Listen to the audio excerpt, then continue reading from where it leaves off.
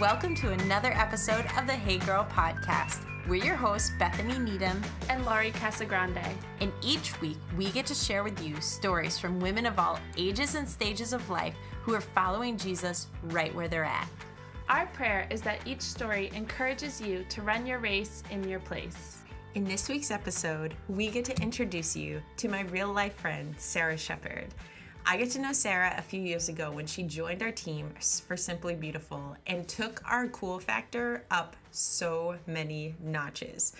I'm not even kidding. Sarah is literally the coolest person that I know, and I just aspire to be like that someday, though according to my kids, I'm basically on a downward spiral of coolness probably for the rest of my life until I have grandkids, and then maybe they'll think I'm cool again.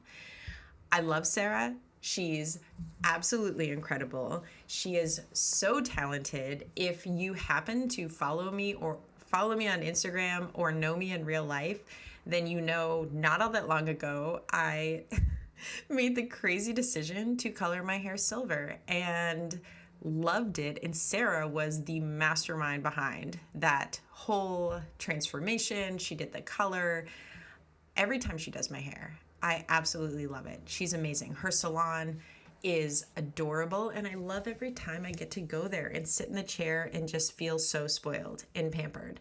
So you're going to love Sarah's story. I'm going to tell you on the front end, especially, I know we have a lot of mamas that listen to this. I'm not sure that this is necessarily a great story if you have little ears that are going to be listening in the background, only because we talk through quite a lot of different things. Really party scene and drugs and things of that nature. And I just want to be sensitive to the ages of people listening. So moms, maybe this is one you want to pop in your earbud and listen to privately so that you're not having to explain things to your littles before they're ready. But you're going to love this. It's super powerful, and I cannot wait for you to hear from my friend, Sarah Shepard.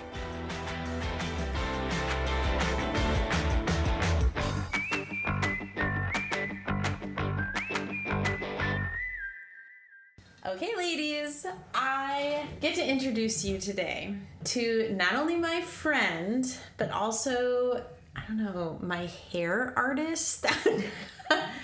I'm not sure what we'll go with hairdresser, but really you're more than a hairdresser. I like artists. That's pretty. I mean, I'm kind of in love with my hair ever since you started doing it. And so excited to get the chance to sit and have you share your story with our listeners, and excited to be in your home.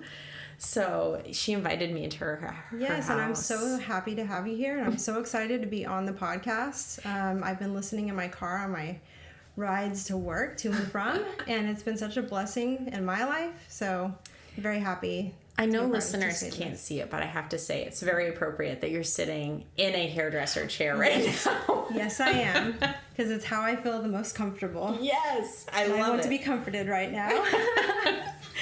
It is always, I take it for granted, I think, doing the interviews, but I think a lot of guests talk about it is a little nerve-wracking when you first start an interview. You're going to share your story. Yeah.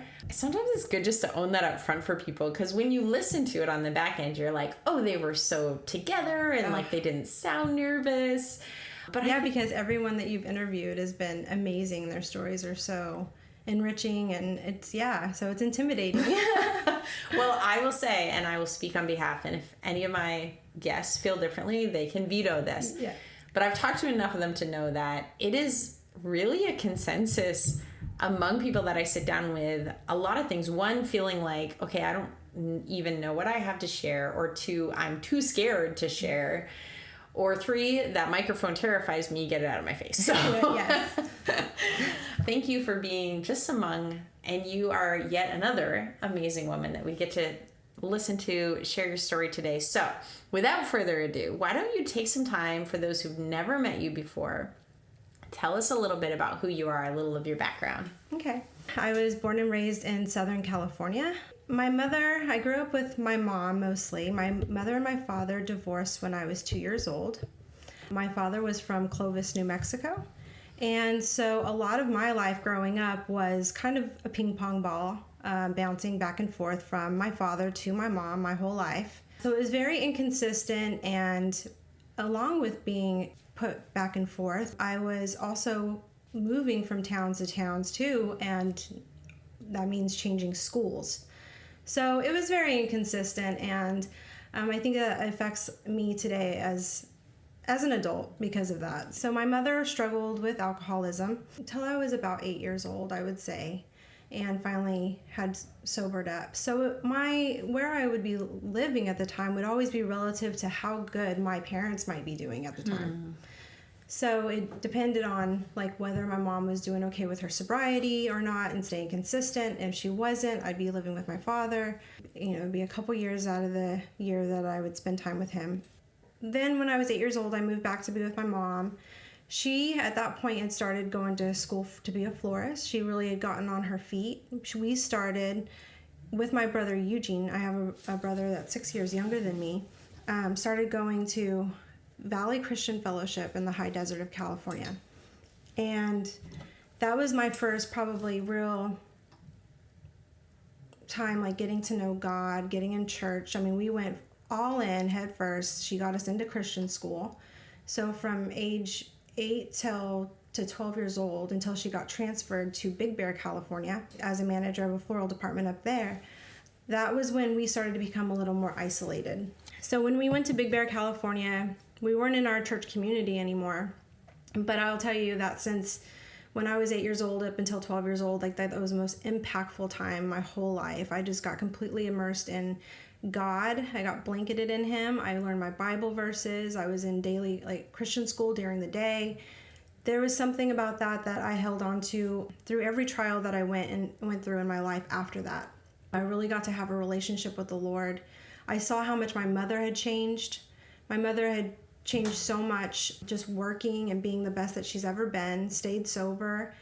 And I just remember just being in perfect bliss as a family after having such inconsistencies in my life. And then whenever we became isolated in Big Bear, she started going to AA, and that there was no church community, She met this guy. I was completely against it. I was 12 years old and I was fighting tooth and nail. I just felt like, he did not have the right spirit. I just felt like he was going to be the one that comes and kind of tears everything down. And I just knew it in my heart right away. And I just was kind of just completely fighting against it, and they ended up getting married.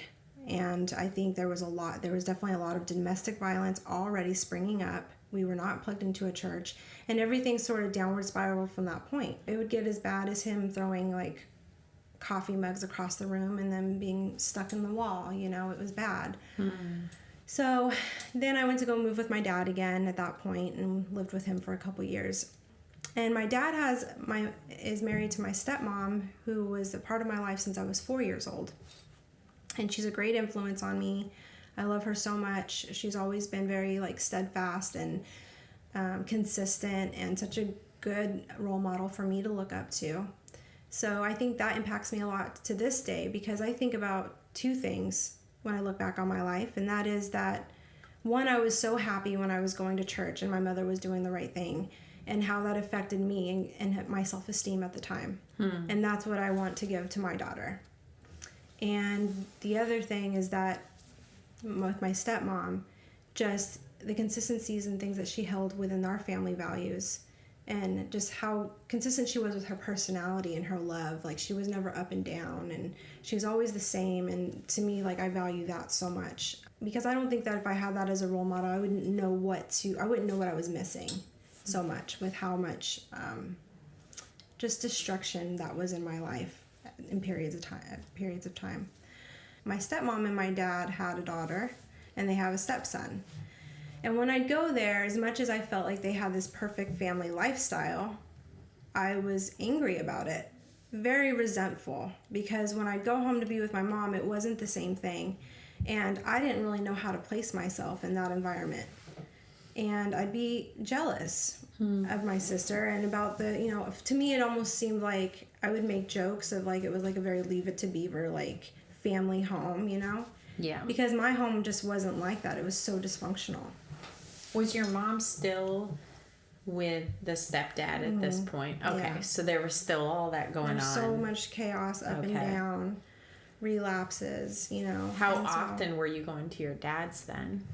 So I would say from when I was 12 years old, and me and Gus, my That's okay. stepdad, kept fighting all the time. You know, I was very vocal and would be very involved in the fights. You know, calling the police. I mean, it'd be that bad. You know, so they sent me away, sent me back to my dad's, and that was probably 12. And so I was 12, 13, 14.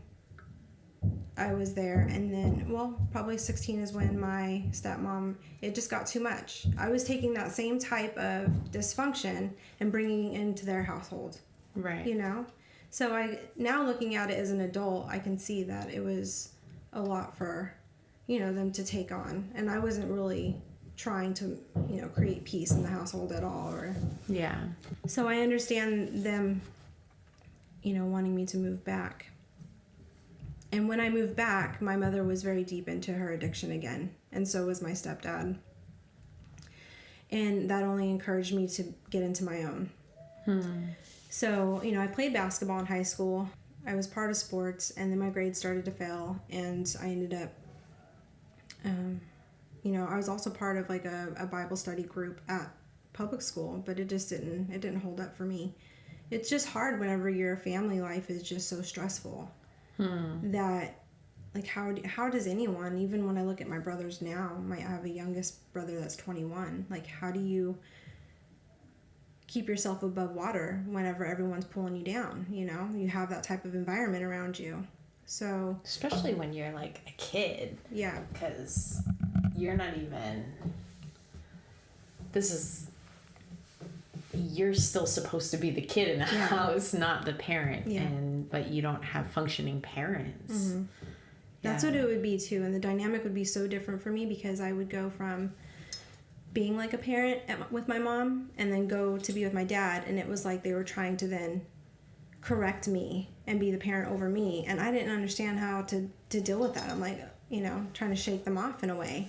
It was very hard. So my grades started to fail. I ended up getting out of basketball. They got kicked off the team. It just kept getting worse from there. I'd go out and party, and ended up having to go to one of those, what do they call those? The schools that you, basically it's the alternative school that you have to go to. We'll call it an alternative It's school. an alternative school. So embarrassing. But yeah, I went to an alternative school for a while. From there, I was well into my own addiction, really, at the time. You know, it wouldn't be a consistent addiction, just really me just going out and partying every chance I got with friends. And my mother would kick me out all the time. We'd get into fights. I'd get into a fight with my stepdad, and then she didn't care. She would just kick me out because she was well into her own as well. Right. So I'd be like 16 out on the streets just bouncing from one house to the other. And that was my reality. So I ended up having a friend with her parents let me stay there for a while pretty consistently, but over time, you know, just some odd and end jobs, and then went to go live with a friend out in Joliet, Illinois. Like, I was pretty adventurous. I would just pick up and go because I felt like I had no real attachments to anything or anything that was like my family or my own. Everyone's just so like all over the place, and I mean, I guess that's why to this day it was easy for me to kind of just pick up and leave with my husband and live here in Massachusetts, you know, because it's always been pretty easy for me just to go. Yeah. You know? And then from there, I went to, my mother had transitioned to Nashville, Tennessee during this time. Well, actually, as this all kind of transpired, I was 16 and going into probably 19. They ended up breaking up, my stepdad and my mom. And my brother, one day, we were going to the doctor. I was in the car. I had a boyfriend at the time. He was in the car as well. And my mother had taken me. It was about a 30-minute trip outside of town to go to the doctor, and I had my 2-year-old brother at the time in the car. And all I know is we went to the doctor's office, we come back out, and he kept saying his legs hurt. And then later on that night, she went to the hospital with him, and both legs were spiral fractures from the knee down. And she was being investigated, and so was my boyfriend at the time. And I think that's also, she basically went through a year of trying to get him back. He was taken from her for that, and she had to go to jail, I think, for almost like 4 months or so. Wow. So she had to fight to get him back for that. And she swears to this day it had nothing to do with her, and we don't really know. It's all Right. speculation. But all we He'd know is be too little to remember. Yeah. So. Yeah. Wow. So that was a really tough time in all of our lives. It was a huge wake-up call, I think. And so my mother fought to get him back, would go to parenting classes and all of that. And by the time she was cleared and she had Kyle, then that's whenever my family kind of uprooted and moved to Tennessee. Just wanted to start off fresh anyway. Right. And the stepdad's out of the picture. He was out of the picture. Okay. He just took off one day after that happened, and that was it. And he just kind of was MIA for a really long time. So then going to Tennessee was like a good thing for me. I met a lot of really great friends. I love Nashville. I really love music, and I love to dance. I'm not a trained dancer. I've always loved the whole underground scene for like house dancing, hip hop, break dancing. It's just like You were my literally love. the coolest person. I am know. like the coolest person. But that was my outlet too. That was my way of just kind of releasing like everything that I was going through. You know what I mean? So it really felt like I had found a place of like comfort, and I never lost God either. I've prayed throughout. I mean, it's amazing how many things the Lord has pulled me through and has saved me from when I look back on all of it, like how much he kept me in his graces, because, without really unfolding some of the experiences that I had, it's amazing that I'm here today. So then I got really into music. I had met some friends that liked to DJ. I started going to Atlanta to pick up records and standing in lines when there was new releases for records and having my record bag on my back. I didn't have turntables, but I couldn't wait to go to my friend's house and just sit on, the turntables for hours. And it was so glamorous to me, just all the dancing and, the DJing. I wanted to be up there, in the DJ booth playing records for people. But then with that came with all the glamour comes all the other stuff too, unfortunately. So, drugs came around. I ended up finding myself all of a sudden like 7 years deep in like raverland, I guess, so to speak, And and I've ended up finding a way to sort of support myself, because now you have someone that is not graduated high school, and you have somebody that is still dealing with family that is dealing with their own addictions, and a mother that still we get into confrontations and she'll kick me out. Right. And I'll have to, where do I go when I get kicked out? I go to people that I know that I can stay with, and they usually they have drugs around, Yeah. And so that was my only options at the time. So that's what got me so involved in it. And so 7 years of my life kind of was wasted to that, and just not having the emotional stability, security to pick myself up, know even where to start, to have the support that parents would give you to like say, okay, let's go get your driver's license, let's go get your GED, let's go do this, like let me help you out. How old were you at this point? At this point, I'm like 19. Wow. So I'm just like hopping from house to house, staying with people at random with like stuff in a backpack, no driver's license or anything. So that was my reality. You're surviving. Mm-hmm. Survival mode at 19. So, and my only thing to really hold on to was like music and the dancing. But then I found myself finding a way to support myself, which would be through drug sales. And I'm so ashamed to say that today, but I looked at it mostly as just a way to make money, and it became very relevant to me that it seemed like it made sense in my situation. So we would go to Atlanta and, pick up large amounts of paraphernalia. Whatever. Yeah, paraphernalia, and come back to Nashville, and easy to move through the rave scene and stuff like that. So just to touch base on that a little bit so that you kind of understand like how bad it was and how much God's pulled me from, because it's so amazing to me today to talk about that, because I'm so far from that that it seems like I'm talking about somebody else's life. It's so bizarre. So there was multiple times where I would try to move away to like get clean slate. Like I went to Myrtle Beach for a while, like for a summer, just to get away from the scene and try, pull myself up on my bootstraps and get better. And then I think like the first time I went back to Nashville after that, I met somebody, started dating, and then I find out not even but like probably a month into dating him that he'd been holding back, that he's like this new kingpin in the area. Okay. So I'm like, what did I get myself into again? And here I am back to square one. And we dated for like about 5 years probably. And I think then your dog's eating someone downstairs. I don't doubt it. Speaking of kingpin. Kingpin, right? Then, we dated for like, I feel like almost 5 years total. And he was on the run all the time from the police. I'm sure he was like a fugitive and very sort of sketchy about how, who knows his full name, things like that. It was very odd. And I was in an abusive relationship with him. And what got me to go to the Nashville Rescue Mission, I don't know if anybody's ever heard of it. It's called the Nashville Rescue Mission in Nashville. It is a 6-month in-house program that basically gets people on their feet, gives them all the tools that they need to, be a active member of society.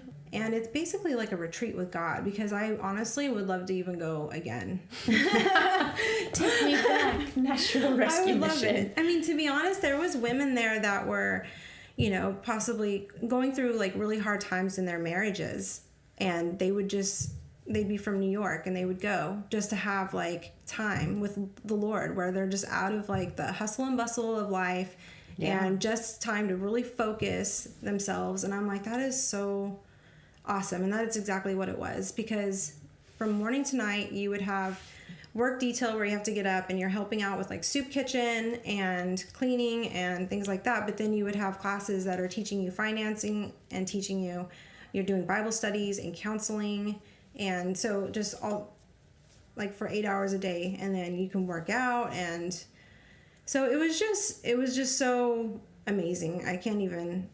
I'm so grateful for that place. It changed my life completely. And it was because he had to go. The court system said he had to go and he could get his charges expunged. And, he didn't want to go without the support of me going. And so I went. And it shortly became less about him and way more about me and my walk of faith, because everything that I knew about God when I was going to Christian school and was at Valley Christian Fellowship all just came back to me, and I was in such the comfort of the Lord, and I was able to get my GED, I was able to get my driver's license. They just set me up for a complete success. Along the way, we were doing counseling. They wanted to do premarital counseling for me and him, because they wanted to encourage us to get married, because there was an option to live in his grandmother's house, her side house. Okay. Like an in-law? Yeah, like an in-law apartment. Okay. Yep. Looking back on it, I really regret having went down this road, but I will say that there was a lot of people that were pushing us because they wanted us to be married. And they wanted us to be able to have the opportunity to live rent-free and go to school. Right. And so it kind of pushed us into marriage. And he definitely wasn't ready for it, for sure. And after 2 years of marriage and being part of a congregation, I felt him really pulling away from me. And I guess he had admitted in like a Celebrate Recovery group to the men there that he had an affair. But nobody was telling me about it, but he was definitely distancing himself. The things just started getting back to the way they used to be, so to speak, like abusive and dysfunctional. And finally somebody came to me and admitted to me that he had told them, right. And I was like so grateful for that, because it was just starting to become abusive, because he wasn't wanting to admit what was going on in him, or what he had done. And finally, when it came out, he had less than very nice things to say to me about it. It was not like remorseful whatsoever.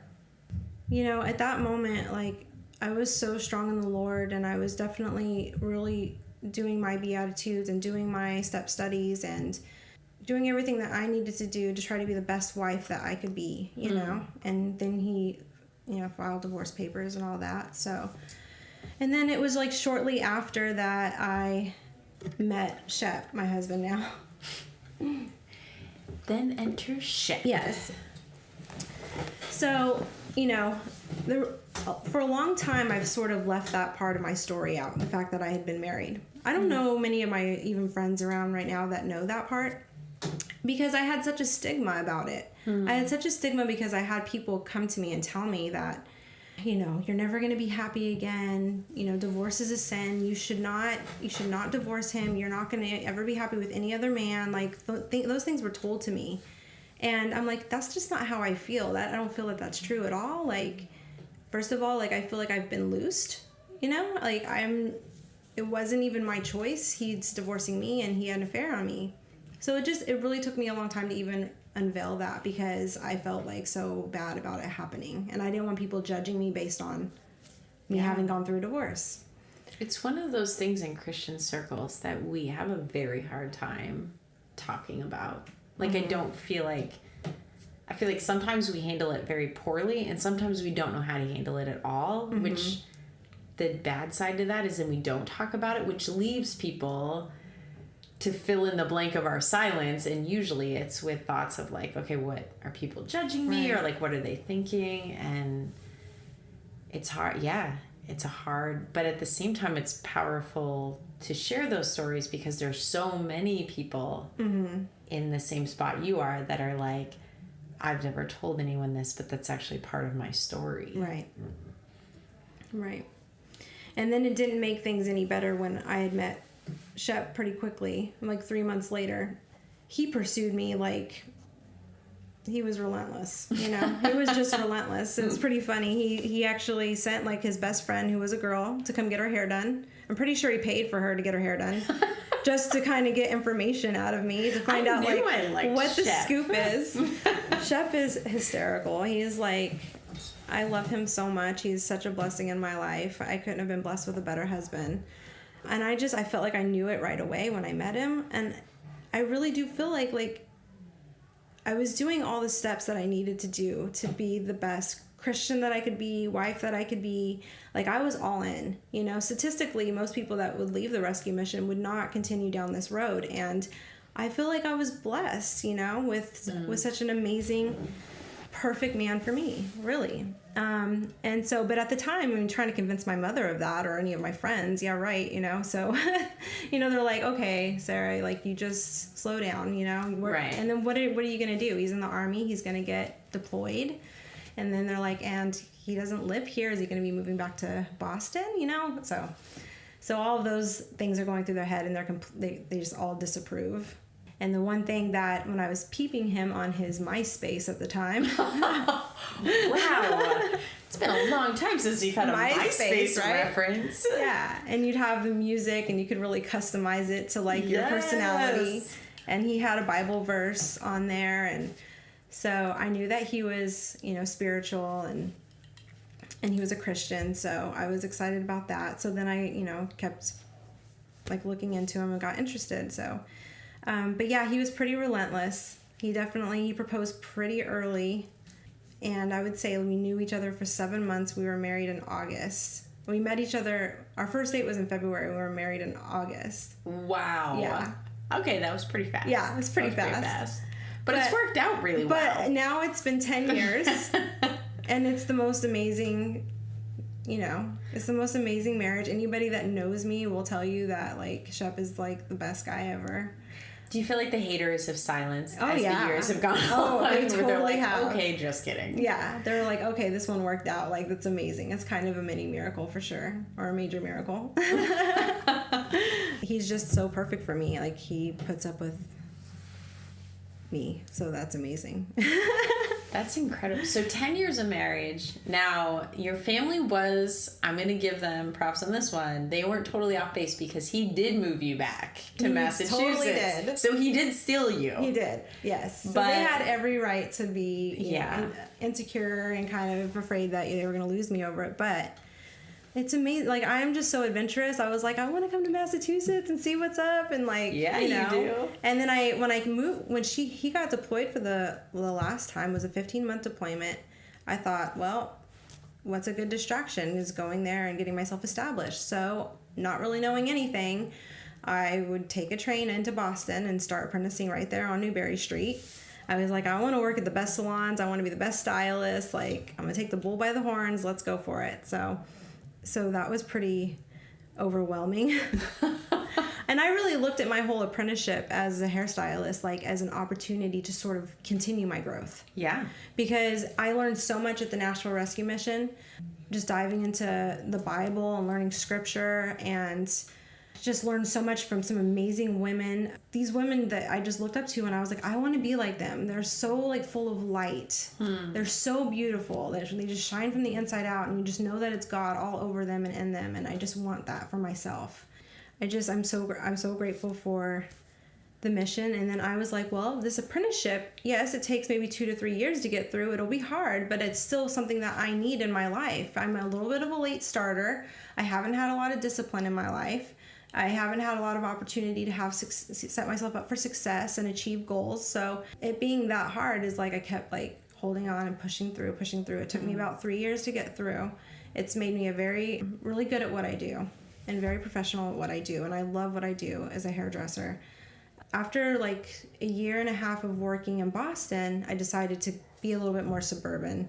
So I went to Andover. I know Andover, Massachusetts has very, very high standards in terms of education, just as much as Boston area. So after researching, I was like, well, that's going to be the spot for me. And so then I started an apprenticeship there. So it took me a little while to like really get behind a chair, but I'm grateful for that because of how much that it's given me. You are really good and talented, just so you know. And I'm not just saying that for my own hair, though I do love my own hair. I just think it's awesome. It's not something that you were just kind of like, well, I just did hairdressing. Like, you really pursued this, and the education, and I still see that in you. Like, following you on Instagram or whatever, like, you are somebody that's hungry to learn and to grow. And it's honestly one of the things that I just very much love and appreciate about you. And if anything, it probably makes me love it even more now, knowing the backstory and everything that you came from. There's a lot of different ways you could have responded to having or to not having opportunity when you were younger. And it could have just been this, well, forget it then. Like, you know, all the strikes are against me or whatever. I don't. And instead, to kind of see you in this place and realize there were a lot of things stacked against you when you were younger. Like you said, there are just a lot of things from, you know, family situation to, like you said, where your survival put you in situations that were not ideal. And for you to still come out of that and be like, I'm going to take every good opportunity that someone hands me, like for you to just eat that up, and like from Nashville Rescue Mission to just even in your daily life, I think that's such a powerful testimony of God's work in your heart. Because it wasn't a Sarah saying like, well, you get what you get because, you know, all these things happened. It was like, yeah, all these happened, but it's given me that much more determination to grow and to learn. I think it's amazing. It is really amazing. When I think about it, it's incredible. And God always told me, you know, when I was at the mission too, because I never wanted to give up like the music or the culture of what I fell in love with, like with the music scene, you know? And he always told me, you know, like, you give your life to me and you serve me, and I will turn it for good. I will make it, you know, I'll turn it for the glory, for my glory, and turn it for something good. And you will use these tools to impact people. And, you know, and I held on to that, and I felt like it was so clear, and it was such a vision for me. And it's amazing that, like, I really have seen it come to fruition, you know? Like, I saw my life as it is right now as I was in that mission, you know, like, this is what I'm going to have. And God is going to prepare that. Is going to provide that for me. And like some of the verses that have really carried me through and that I held on to with that whole point is that I know the plans I have for you, says the Lord. They're plans for good and not for disaster, and to give you future and a hope. So that was huge for me, and just to know to keep trusting in him and that he will bring it to fruition. And I will be able to serve in his ministry one day and be able to impact people. And so, now today, my husband and I both work with the youth ministry at my church. It's an amazing opportunity. I learned so much from them. And it's a great opportunity to dive into word, and it gives me accountability also to, stay on my game as far as being in scripture and being prepared for the lesson that I have to teach on Sunday, and, just being able to organize them and provide opportunities for serving. It's a great way for me to give back what I got when I was at that Nashville Rescue Mission. Yeah. And it makes me so fired up to want to give that, because I know that I had that opportunity. People stopped and took time out of their day to give themselves to me, So, and without that, I don't know where I'd be today. So it's just unbelievable. That's one of the connections that we have too, was when you first came to Simply Beautiful, the conference that we do in the fall for teen girls, and you and Shep came out and you did the turntables and the dancing, but you have turned this into a ministry to teach girls and to teach them in God's word. And I just remember, we connected through a mutual friend, but then when I was first getting the description of what you were doing as a workshop, and I was like, I want to go to this workshop. Right. This is literally, but I was like, I'm not cool enough to go to this workshop. But Of course you are. For God to take those things from like you said, some of the darkest years for you. And it's such, God is such a God of redemption, and to see that so clearly, and to take these things that you had a love for, that there was a season where it wasn't not good things are happening, but now to see that the music and the records and all these things, and for God to use them not just in a way that you can enjoy them, but even to teach about him, and for his glory, I just think is absolutely incredible and inspiring. Yes.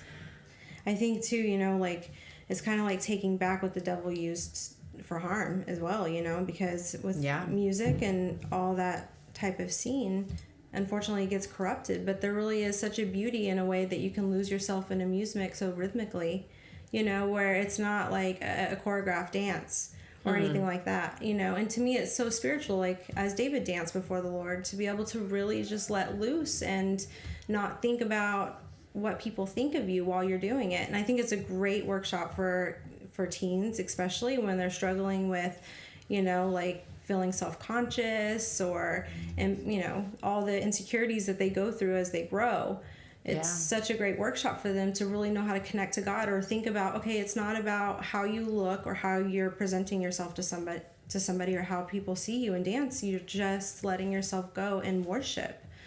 So, and it's very humbling, so I think it's great to be able to flip it like that, and then still do what I love and not have to put it away, because there was a moment where I thought I need to just put it all on a shelf, because any of that is going to be like a trigger, or or make me want to step backwards into that kind of environment, which I don't. And now, praise God, I feel like I'm strong enough that I could go to maybe a show or something like that and be strong enough to maybe impact them, like Jesus did, go amongst the people and, share his story. So, but there was a time where obviously I couldn't do that. So I think that's such a powerful testimony too and I love that imagery of, rather than taking these things from our past, from our stories, and putting them on a shelf, or in a closet or wherever, is putting them in God's hands and really surrendering. Okay, God, what kind of beauty can you make from these ashes? And whether it's 10 years or whatever it takes. And I think there's wisdom in knowing that that's not an instant process. It wasn't like one day you're in the club selling drugs and the next day you're, turntables at Simply Beautiful. That wasn't, this has been a long, and sometimes we tell these stories, it can seem like, oh, that was really fast. No, this is years of your you being faithful to continue to obey God and allowing him to do this work of redemption. And now you get to look back and be like, wow, look at what God did. But in order for that to happen, there had to be that, like, again and again, just putting it back before God. And, okay, God, this is yours. Like, I'm surrendering it to you and my life to you. Let me fast forward us a little here, because we're years down the line. Here you are, married. You've got this beautiful family. Your daughter literally is the most gorgeous child. Yeah, it's only cuter that she roars. I mean, she growls when you at come people. through the door. That's her nervous tick, I think. I think she just, gets shy, and so she'll growl at you. I think it's amazing. It could be because you have 2 dogs, and she's like, this is what we do. You know what? I think that she partly thinks that she's one of the dogs too sometimes. Well, they're all. Your she's dogs like, well, are that's pretty what the dogs cute do. too. So that's why it seems socially acceptable. Yeah, it does. So obviously you have all these ministry things, a lot of awesome things going on. God's done incredible work in your life. But for the sake of time, I'm going to jump us to a question that I really want to know. Putting all of these things aside, for you in this season of life, in the place that God has you, what is the most superficial thing about you? The most superficial thing about me. Okay, so I'm a hairdresser. I'm a hairstylist. So I think about image way too much. But it is, in my defense, part of my job. It is your job. But I definitely think what is most superficial is probably that I already have pre-planned a year's worth of transitional hairstyles for myself. Like how I'm going to transition. Because you just chopped off your hair. Yes, I did that. So which now, it looks amazing. Thank you. It was a big change. I love it. So yes, it's so much easier. I feel so free. That's pretty awesome. Maybe you could plan out a year's worth of transition for me from my pixies. But see, that's what I do. I do it for my clients too, for sure. Like, because I want to know, like, if you come in and you want a certain color, I'm like, okay, but what are you going to want after this? Because it has to be easy to transition from one to the other without, like, destroying your hair. See, I love that about you, though. I'm just props to you as a hairstylist, because as someone who gets their hair done, I've had nightmare experiences where they didn't think ahead, and then I end up like, oh no, now I'm in trouble. Like, I just did some extreme thing to my hair, and now it's going to be like 7 steps. Yeah. I feel you. I feel you on that. I like that one. Yeah. A year's worth. Now I kind of want to know what it is, but for another time. You're like, so what are you going to do? You have to wait and see. What's the plan? Sarah, thank you so much. I just appreciate your courage and your willingness, not only your courage, but your hospitality. You allowed me here today. You invited other friends. We're doing like multiple interviews today here in your house. Yep. Well, thank you for sharing today. Thanks for being on. Thank you.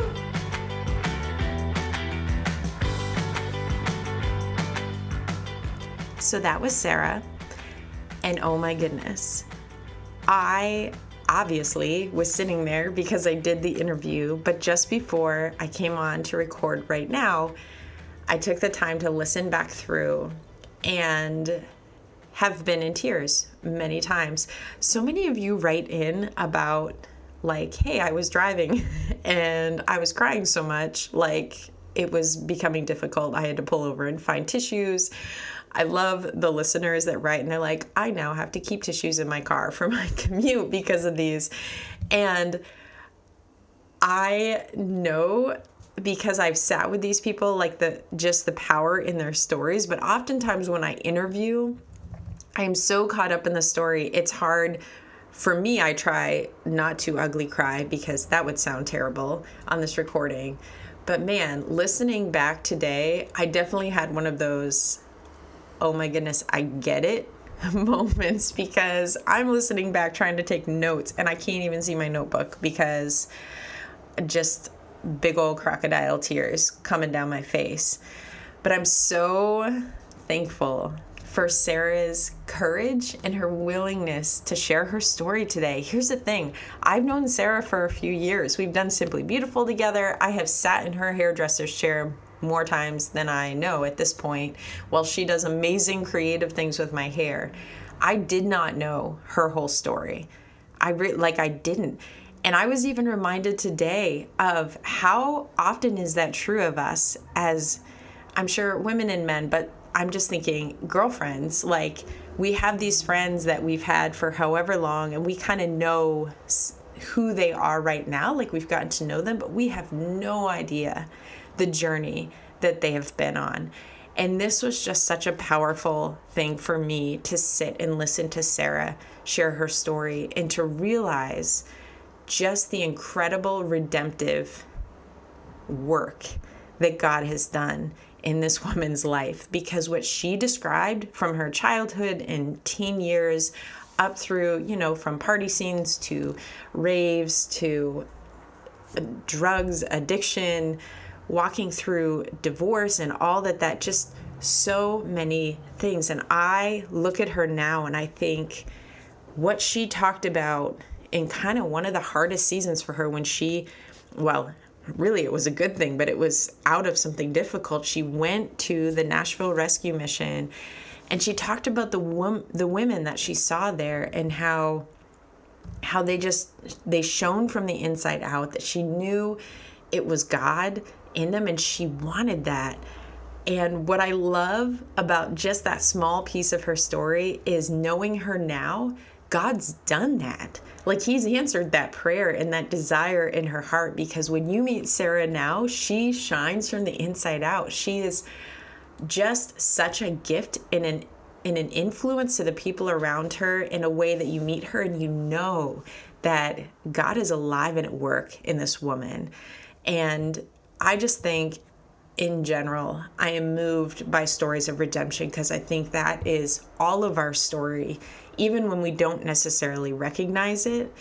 And obviously in Sarah's, I feel like it's just blatant and it's out there. God has done an incredible work and has redeemed so many things in her life already and continues to do that work. But I was just moved today knowing her and thinking, wow, I had no idea. God's pursuing her throughout all of it. And I think about the places that she was and that God just never stopped pursuing her and how he brought people into her life. And I'm getting choked up thinking about it because I think about the people that I'm still trusting and praying and hoping that God will get a hold of their life, and the people that I know who are really, truly fighting this battle of addiction. And it was such a reminder to me to just continue to have faith and trust that even when we don't know it and we don't see it, that God's at work.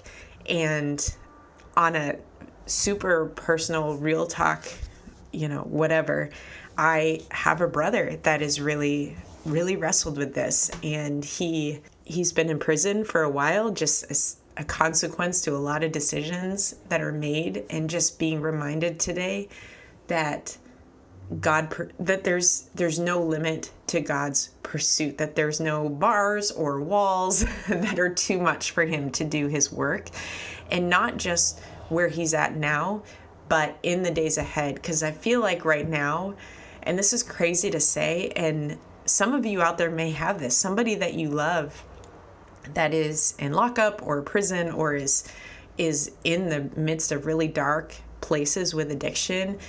And at least for me, I sometimes think of lockup as a safer place than being out here where they can get a hold of things. And for Sarah, the Nashville rescue mission was that, but to know and be reminded that on the other side of that God continued to do an incredible work. Because here Sarah is years beyond being in that rescue mission, and that she continues to grow and God continues to do his work in her life. And she even said it, that feels like such a different time and a different person when she tells that earlier story. And so, ladies, there's so many things that I could talk about today in Sarah's story. Obviously, you've already heard it, but I just thought maybe we could pause today. And Laurie's not with me today. That's not her fault. That's mine.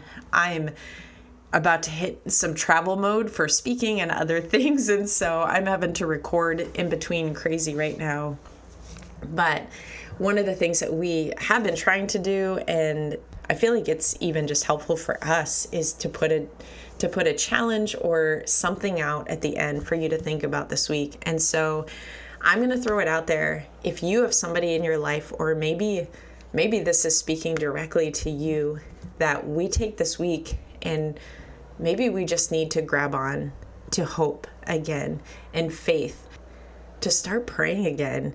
It feels like so unchristian to say this, but sometimes I think I just get discouraged with certain people or prayer requests that just feel like this just feels so far gone. And today, let the story be a reminder to us that no one's ever too far gone. Like, God can reach them, and not only that, but he's working even when we don't know that he is. And so this week, not that we've stopped praying altogether, but let's start praying again, praying for those people in our lives. Or if it's our story, if we've reached that point in our journey where there's just things in our life where we're like, okay, yeah, but this is something that has been forever, and God's just probably never going to answer this prayer, to just go before God again and trust that maybe it's not in our timing, maybe it's not the way that we see it happening, but believing and trusting that God's doing a work even when we don't see it.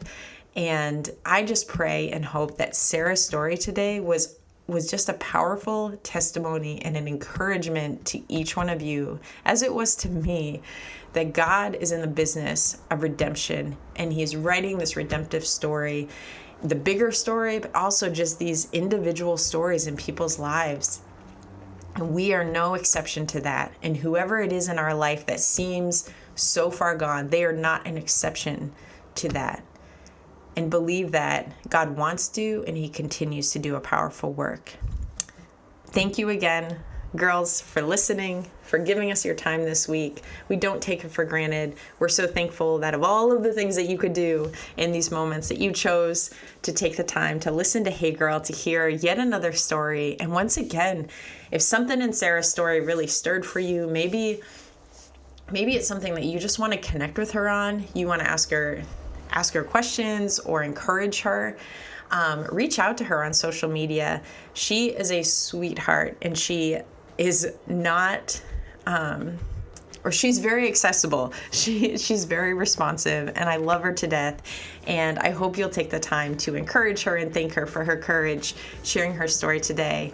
And as we do always, every single week, I want to encourage you to continue wherever you are at, the place that God has you, to run your race in your place. Keep being awesome for Jesus.